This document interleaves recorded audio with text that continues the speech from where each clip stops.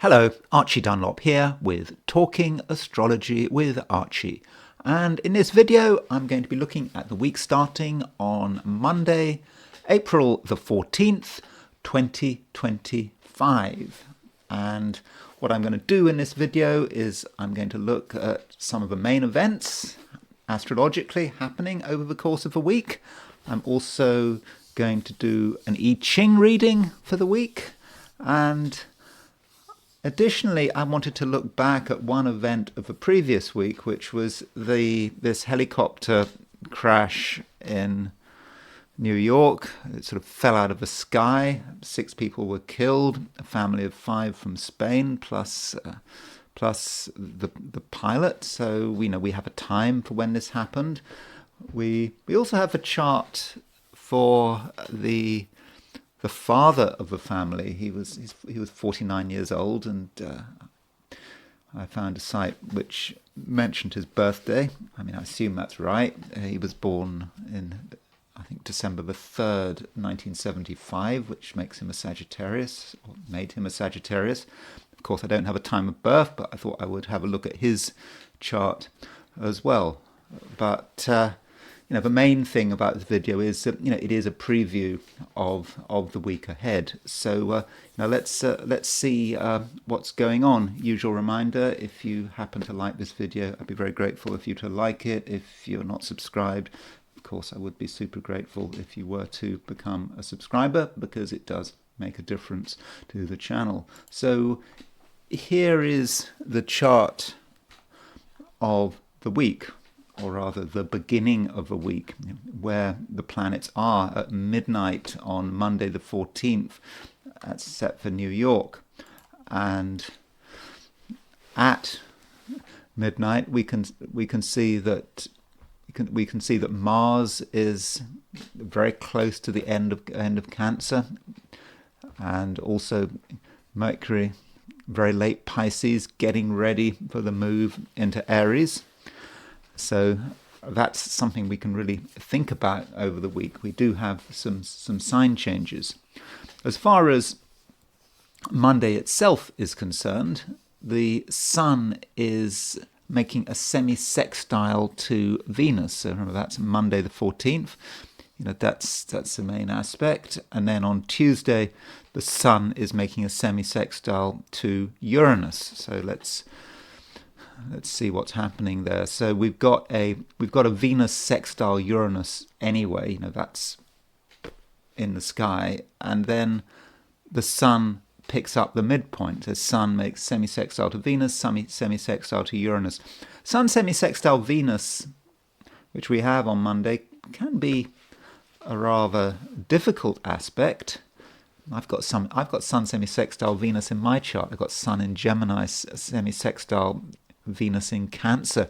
There can be a mismatch between the energies of the two planets. So Sun is in Aries, wanting action, wanting to make things happen, but it's semi-sextile Venus in Pisces. So it's possible that the human element slows us down, or we have to consider our feelings, or we have to consider other people's feelings, or it may just be our own sensitivity which is just preventing us from taking the action that we feel we need to take. Now, it's not a case of one side being right, the other side being wrong. We have to be assertive, Sun in Aries, but we also have to do it in such a way that we're able to demonstrate some sensitivity.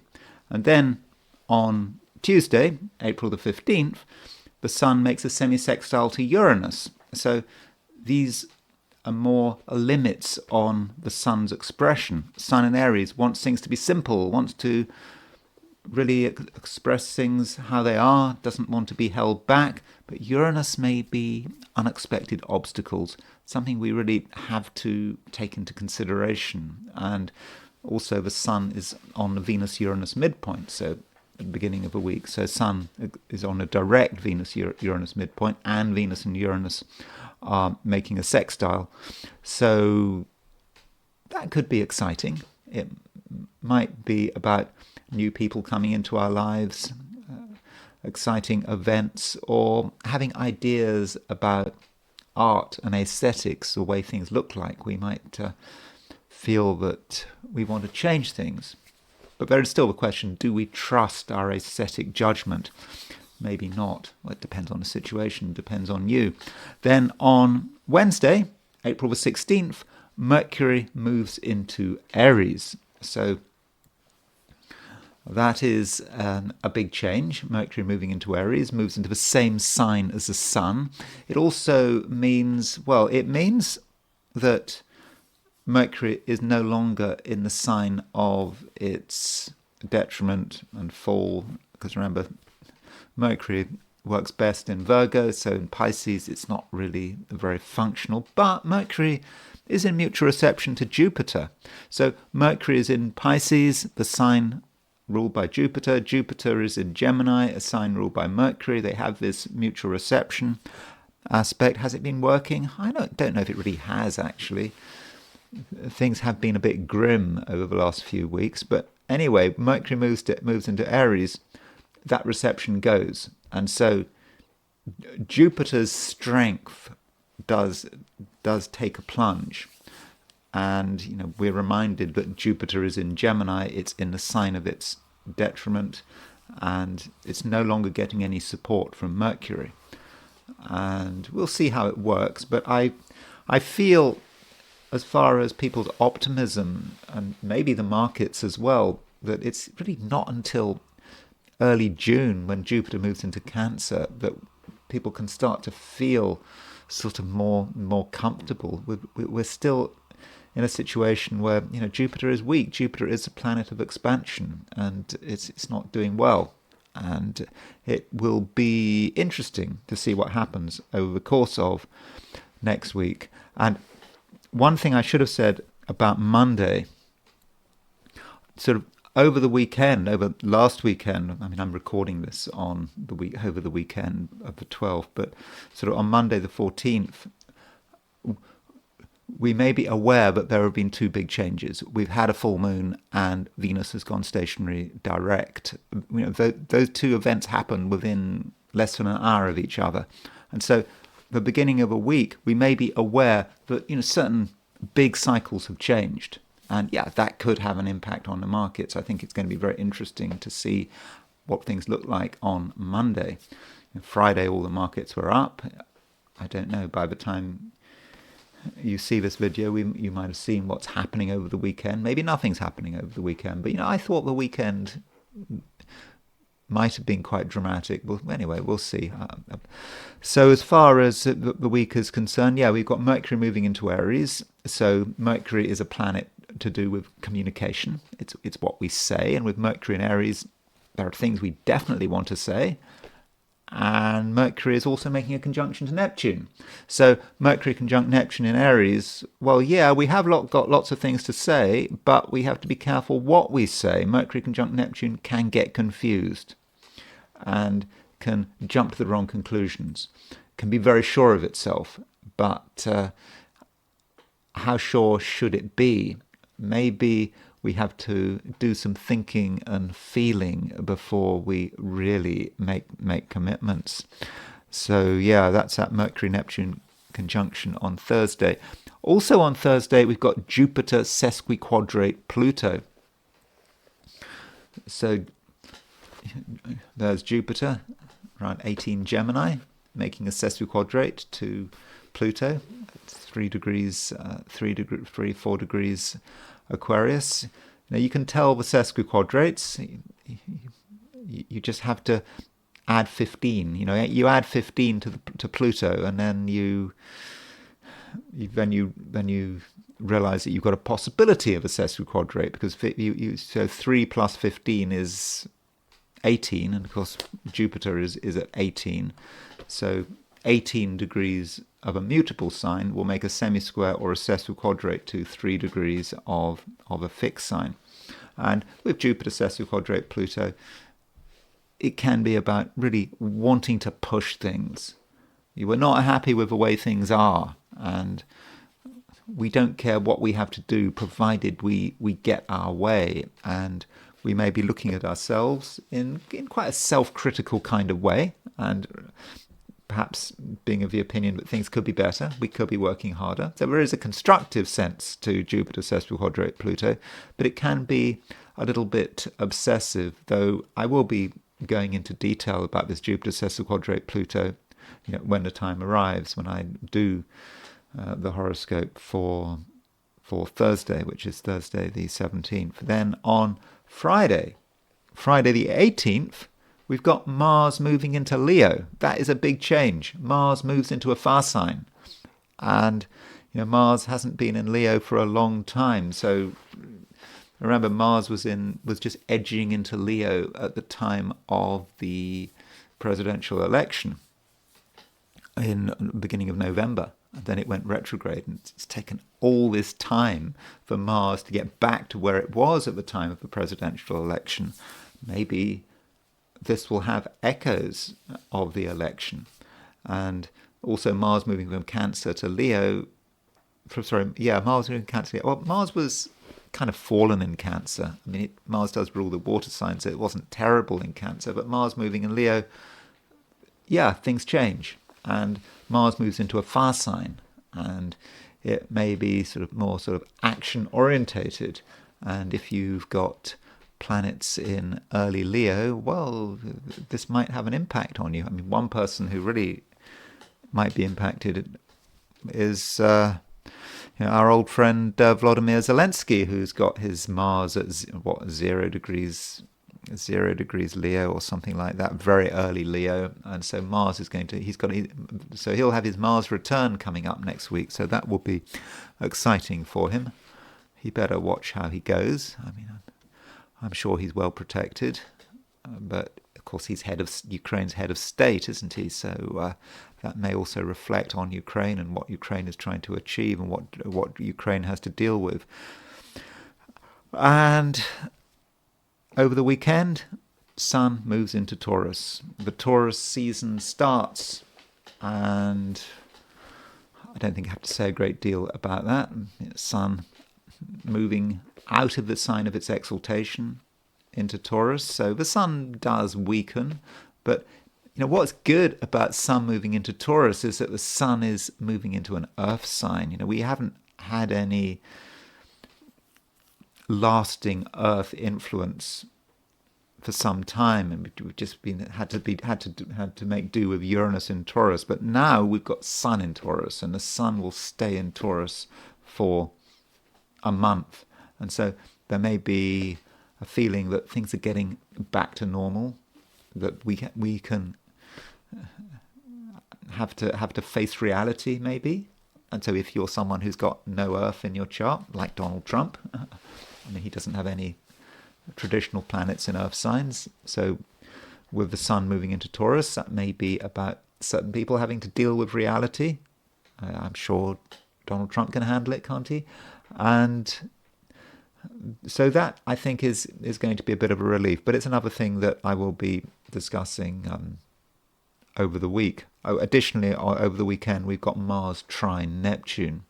Mars trine Neptune, that's a rather mixed aspect. It's a trine, it's a nice aspect, it's easy, but it might be easy in terms of chasing fantasies, chasing things that are unrealistic, putting a lot of energy into things which maybe are going nowhere. On the other hand, Mars trine Neptune could be about following spiritual pursuits. And then there is this helicopter crash, which has been getting a lot of news. And this helicopter crash, well, a whole family was killed in this helicopter crash, a family of 5 plus the pilot. And it was quite dramatic. If you're interested in it, you can see the footage. This helicopter just falling out of the sky. It just seemed to break up. Obviously, I don't know anything about helicopters, but it seemed to be a mechanical error or some mechanical error. I mean, it's not a mechanical error. The thing seemed to break up. I don't know if rotors can just fall off. Again, I don't know anything about helicopters, but I do know the time when the breakup happened, and it was at 3:17 p.m. on April the 10th, 2025, and here is the chart for that moment. And straight away, we see the signature of accidents. We see Uranus very close to the midheaven, around a degree of the midheaven. So Uranus is the planet of accidents and disasters, at least it can be. And when it's angular, on the ascendant, midheaven, descendant, ascendant, that is often a signature of things like earthquakes and crashes.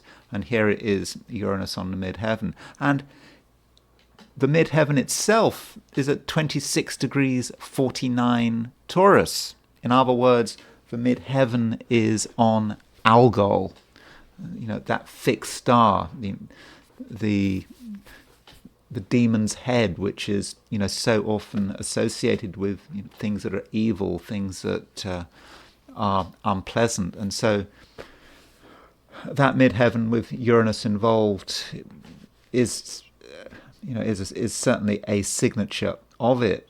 If one had known about astrology, I shouldn't think that the father of the family, Augustin Escobar, necessarily believed in astrology, but if he had have looked at the horoscope of this flight, Uranus on the midheaven, conjunct Algol, I think he would have taken a pass on that, wouldn't you? And additionally, the moon is making a trine to Uranus. North Node is making a trine there. I mean, it's a trine, and you think that a trine is a fortunate aspect, but under the circumstances, moon trine Uranus, moon trine and Algol midheaven, linked up with the South Node, I think there were good reasons not to want to take this flight. And the moon has, just separating from an opposition of Saturn and making an opposition to Mercury. So any perusatory glance at the astrology would have really indicated this is not a good time to have gone up in the air in a helicopter. As far as I'm concerned, helicopters are dangerous things. Do you really need to go up in the air in a helicopter? I mean, most people don't. I've certainly never been in a helicopter. My mother went in a helicopter once. We were in Switzerland. We were in Switzerland. The family had gone on a holiday in Switzerland, and we were walking up some mountain. I can't remember where it was, whether it was Zermatt or Saas-Fee. We walked, it wasn't a very arduous thing, but you had to go up. And my mother fell over and broke her leg, and so I remember I had to run to the cafe at the top of this hill or the top of this mountain and say, we need a helicopter. And I was told, if this is going to be expensive, we need a helicopter. So, my mother got taken off the mountain, and I think my father's insurance paid for the hospital, but it didn't pay for the helicopter. So I think he had to pay £500 or something like that for the helicopter. Of course, that was in the late 70s or early 80s, very early 80s. So £500 doesn't seem very much, but it was a bit more than it used to be. But so a bit more than it is now. So I've never been in a helicopter. My mother had Sagittarius rising, and so maybe at some level she quite enjoyed the helicopter ride. But in that case, she needed to be on the helicopter. There wasn't really much of a choice. And also, my father should have taken out Alpine insurance, because that would have covered the helicopter ride, but he didn't. Does seem to me a little bit of a dangerous thing to do, especially if you have got Uranus on the midheaven and you have got moon trine Uranus conjunct Algol. And looking at the chart from the viewpoint of midpoints, we see further stuff going on. So let's look at the 90-degree dial of the accident. And so here it is. So we'll start off by looking at the midheaven. So if we put the dial on on the midheaven, but remember, of course, the midheaven is on Algol, so that is going to colour the midheaven, and the midheaven was on the Mars-Saturn midpoint. In fact, Mars was on a load of midpoints. It was on the Mars-Saturn midpoint. It was on the Mars-Venus midpoint. I think it was on the Mars-Mercury midpoint. So look at all of these midpoints. So we had this Venus, Saturn, Moon, Mercury conjunction, which was in the sky at the time. But the midheaven picked it all up. And you really need to look at the midheaven, because the midheaven is very specific to the place where something happened. And so the midheaven was in particular making the aspect to the Mars Saturn midpoint, which is really important, but also it was bringing Mars to bear, and it was just making this terrible axis of symmetry in the chart. And Uranus was also doing quite a lot of things, because Uranus was quite close to the midheaven, very close to the midheaven. And so if we look at the symmetry of Uranus, there is there's Uranus, and there looks like the Sun Aries midpoint and the Sun Mercury midpoint, not on the Sun Moon midpoint, but Uranus was certainly hitting some midpoints involving the Sun, in particular the Sun Aries, particularly the Sun Aries midpoint. So there were some midpoints that did stand out, but did you need to look at the midpoints? I think the chart itself was not good, and as I really need to emphasize, one should not have taken a helicopter ride with that chart. And what you don't see in that chart is the fact that the midheaven is on the Mars-Saturn midpoint. But you do, because you can see it by eye, because the Mars and Saturn were trine, and you can see that by eye, and you can see that the midheaven is sextile Mars and the midheaven is sextile Saturn. So yeah, you could have seen that by eye. So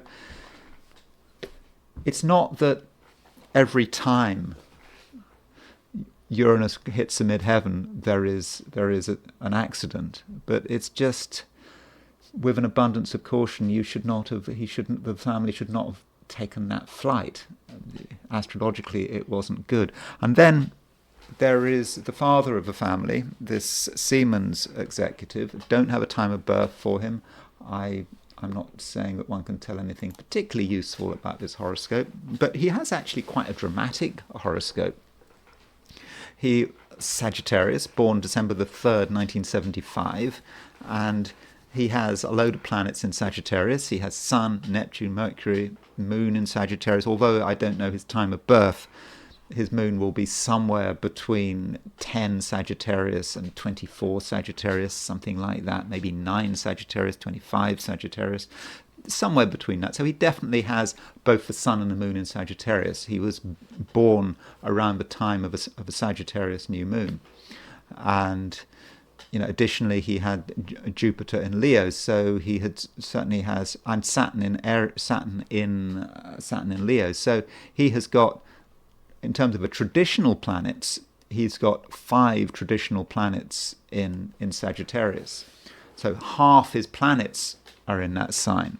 So I don't know anything about him, but Sagittarius can be successful. He travelled a lot.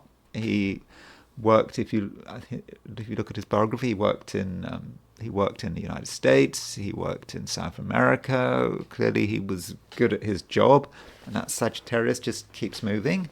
And he has Mars in Gemini. That Mars in Gemini is a little bit problematic, I think. Late Gemini.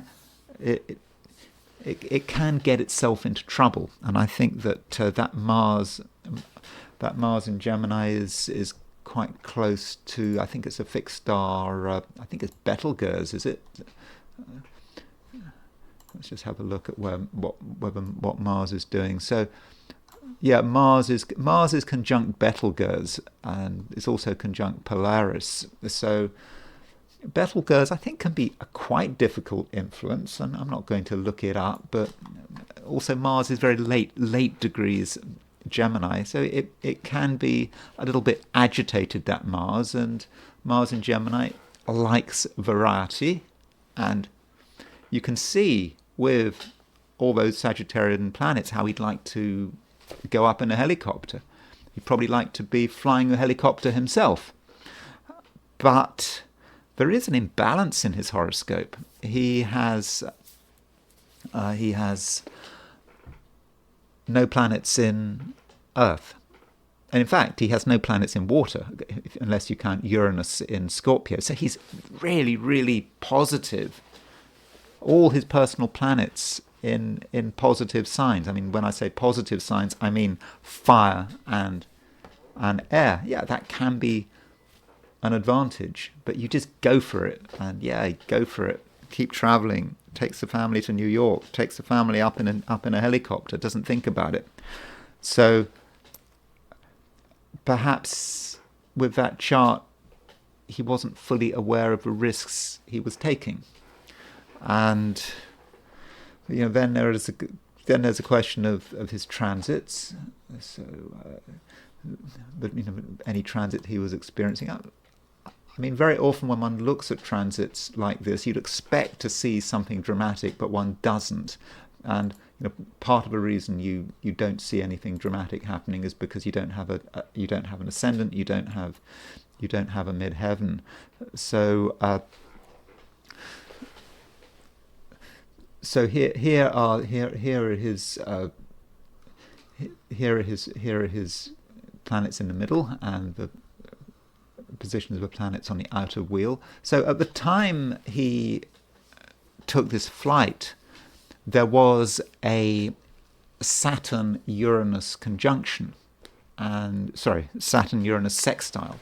So there was Saturn at 25 Pisces and Uranus at 25 Taurus.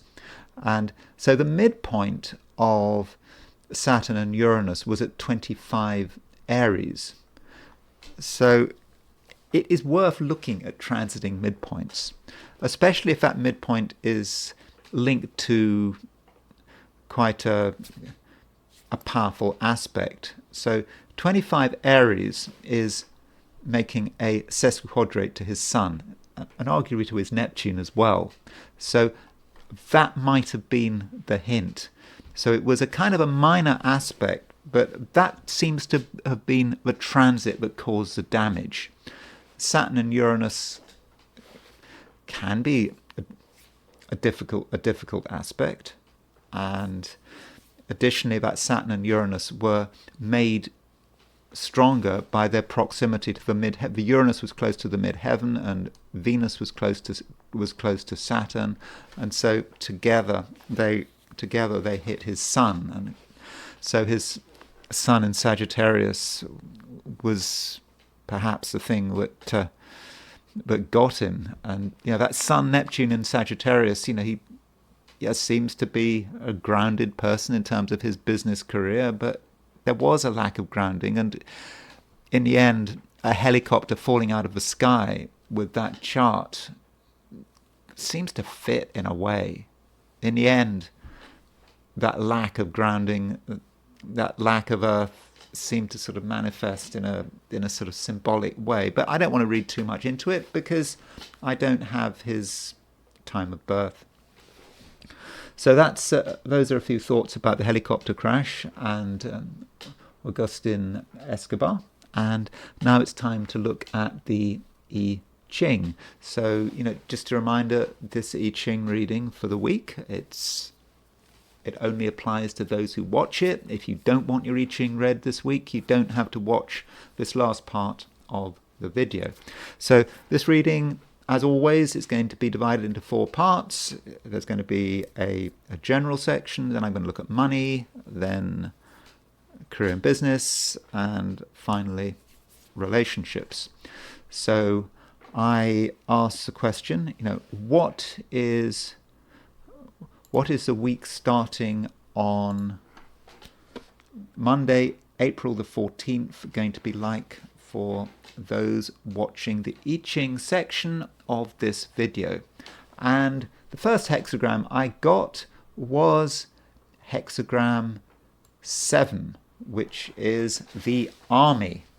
And with the army, we get a feeling that there is something we have to get together. We have to bring people together. We have to mobilize. We have to mobilize our own resources. And that means that we have to think about leadership and followers. Are we a leader? Are we a follower? And to what extent can we rely on other people? Because the army does indicate that we are part of a group. Not always the case. If you are on your own, if you're spending the week on your own, that doesn't mean that the army means nothing for you. It means that you just have to bring your resources together. But still, in an ideal sense, you would be part of a group. And that is very much what the hexagram is about. And you are part of a hierarchy, maybe, and you have to ask, what is your position in there? It does give a certain amount of danger being part of the group, particularly if it's an army, because you are marching with the army, but also it gives you protection.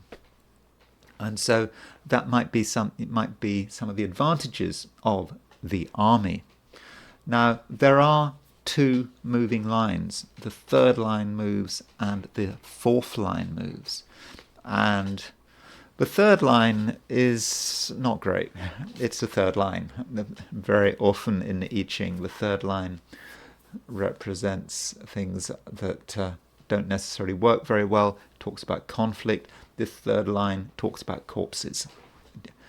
And the I Ching, I looked at sort of 3 translations of the I Ching. They all talk about corpses being corpses in carriages, and you perhaps get the idea that there's just been a battle, people are being killed, though there's some sort of symbolic idea that perhaps it refers to funeral rites, and in a funeral, apparently a child would take the place of the father as something symbolic,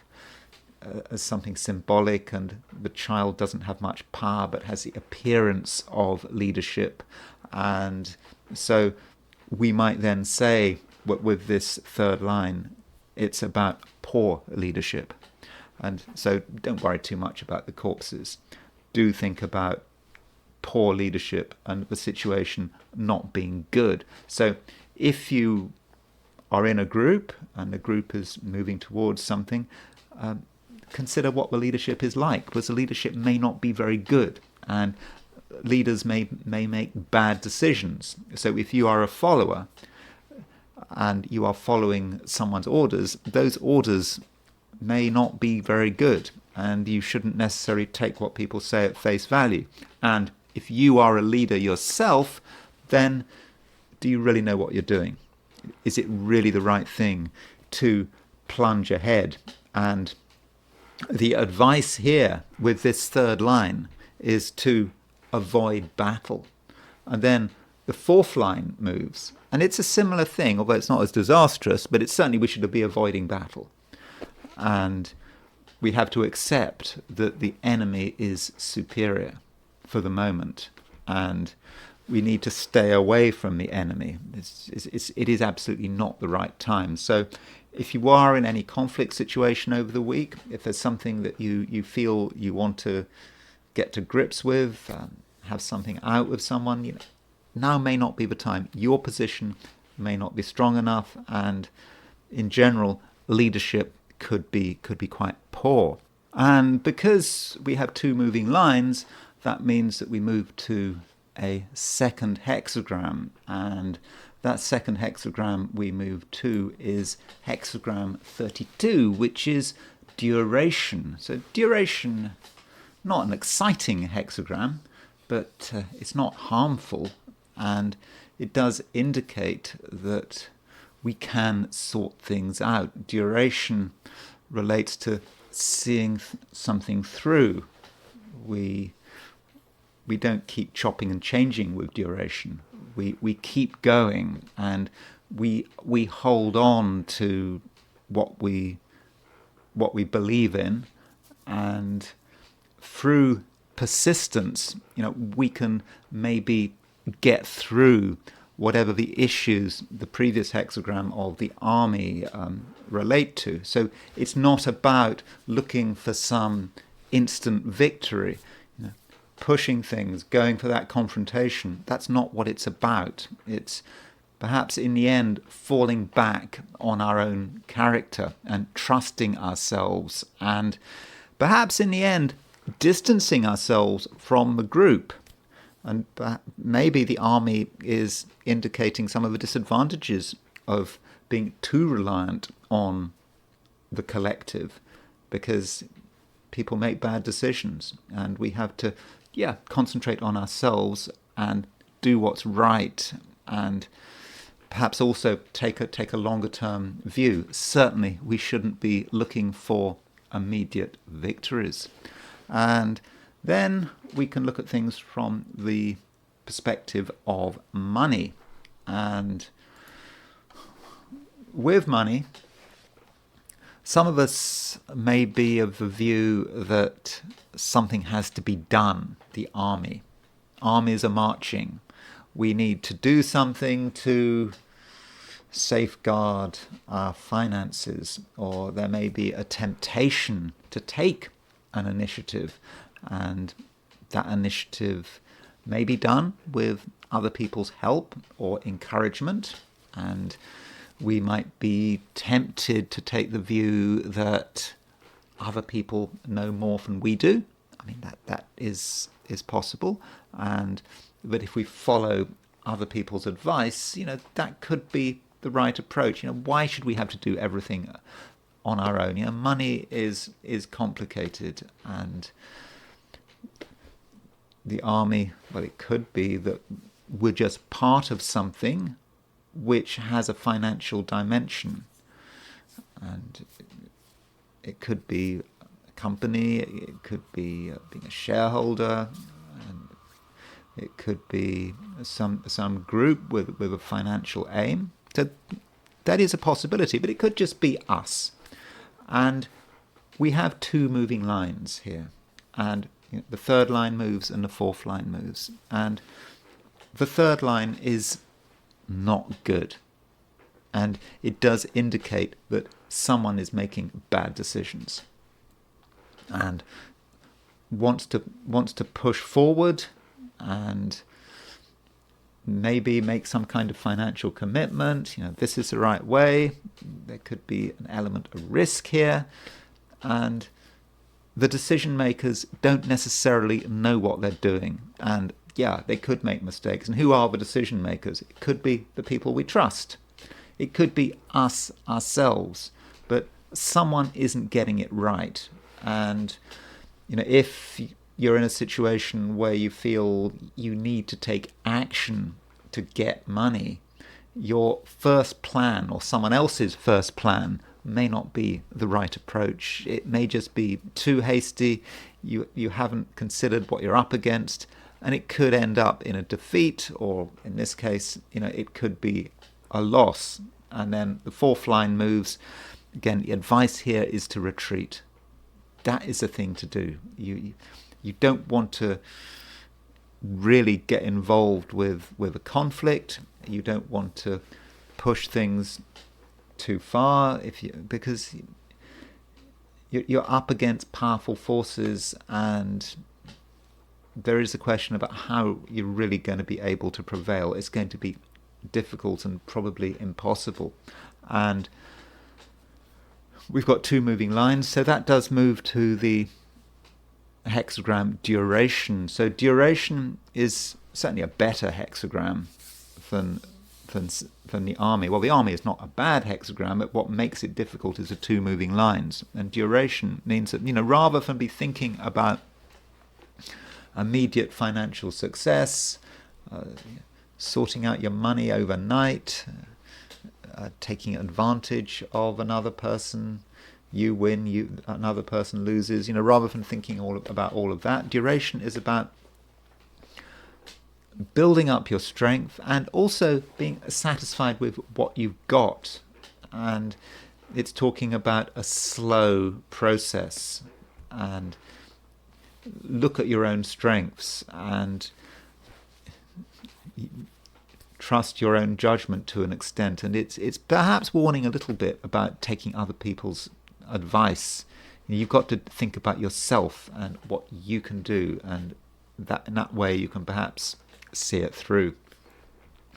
And then there is career and business. This may not be relevant to you.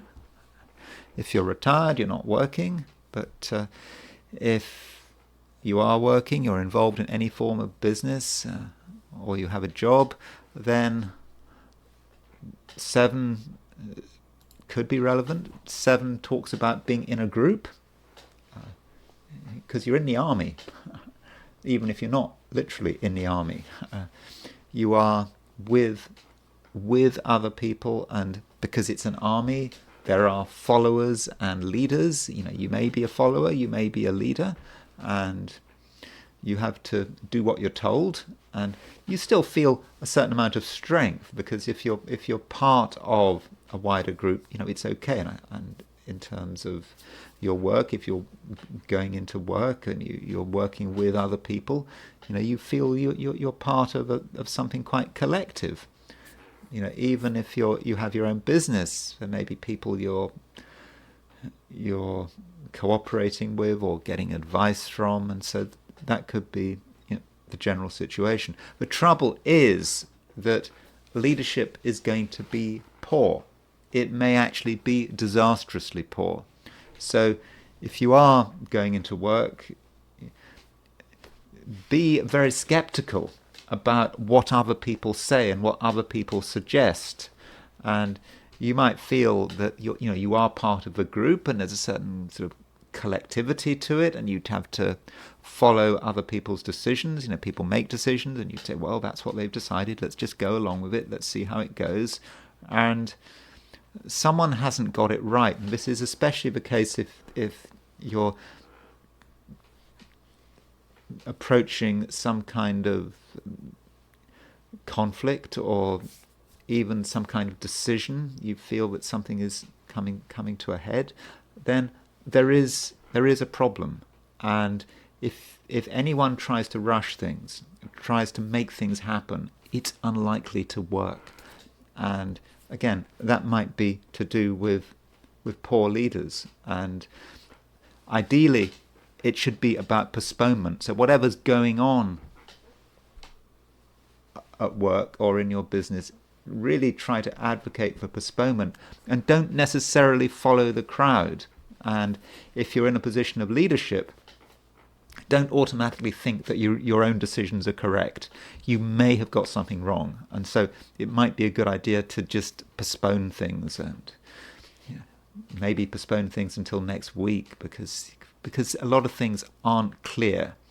And the fourth line moves. Fourth line is not as bad as the third line, but it's still talking about retreat, not being strong enough. So if you're thinking about seeing something through, then now might be not be the time, because you simply don't have the resources. And that might also relate to applying for a job. So if you're applying for a job and you think that this is a week to really make an impact, maybe you've got it wrong. Maybe now is not quite the right time. And we've got these moving lines, so this moves to hexagram number 32, which is duration. And so by the end of a week, as you move into Easter, so next weekend is Easter, is that right? I think I've got that right. It's a late Easter.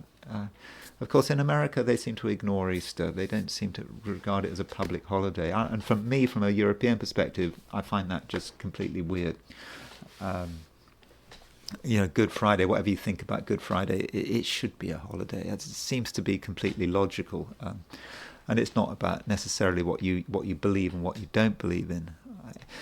And even in England, England is supposed to be an atheist country, almost. But still, Good Friday is important. So As you move into Easter, you might want to slow down and focus on yourself, duration.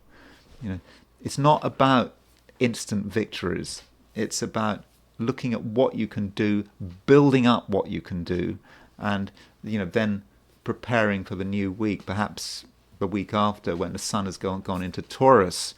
Then you can start to think about actually getting concrete results. But right now, I don't think so. Leadership isn't good enough, and the overall situation is poor. And so, don't push it. And finally, there's relationships, and relationships of all kinds. And this is described by 7, the army. The army is a very sociable hexagram, and it's like being with other people, and therefore you might put a lot of faith in what other people are doing and what other people are suggesting, and that's nice. But we do have 2 moving lines, and these 2 moving lines are not great. And the third line is about potentially moving into a disastrous situation because of poor leadership. So if you're in any relationship, consider who is making the decisions. Is it you? Is it another person? And whoever's making the decisions is quite possibly getting it wrong. Now, your natural impulse might be just to follow. If someone else says something, if someone is very sure of themselves, just say, oh, you know what you're doing, let's go along with it. And it doesn't work. It can't work because of that third line. Because someone has overestimated their abilities. Maybe a partner has overestimated their abilities. And with relationships, you should not be looking for any kind of change within a relationship, whichever way it is. So if you are, for example, trying to confront a partner, you want to get something out into the open, now might not be the right time. Because if you're in any conflict situation, you're likely to lose. And certainly, if it's you making the decisions, you might think, oh, now is the right time, and maybe the other person will go along with it. You haven't necessarily got it right. So there is possibilities here for making mistakes which could damage relationships. And so the key thing is to avoid any confrontation, to avoid making any decisions, avoid escalating a relationship or even breaking a relationship up. If you're in a relationship now and you want it to end, maybe now might not be the time. Maybe you should wait until next week, or certainly the end of the week. I think probably next week or later, if that is the case. And this hexagram, the army, does move, and it moves to hexagram 32, which is duration.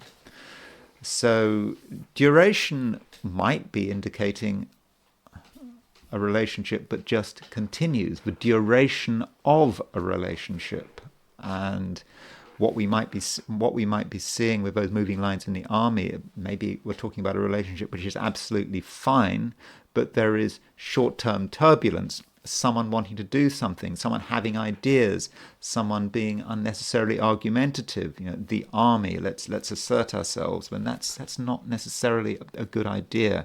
And so if you're interested in maintaining a relationship, it's important to maybe do nothing this week, not to do anything to rock the boat. And if you are feeling you're in a relationship where you are at a disadvantage, where the other person is taking liberties, you might want to have some kind of conflict. And I'm just saying that now might not be the time, because if you start to argue with someone, you might find that the other person is holding all the cards, or at least appears to have all the cards, and you find yourself at a disadvantage. If you want to have an argument, then maybe think about next week or some other time, but now might not be the time. But we shouldn't be thinking about arguments.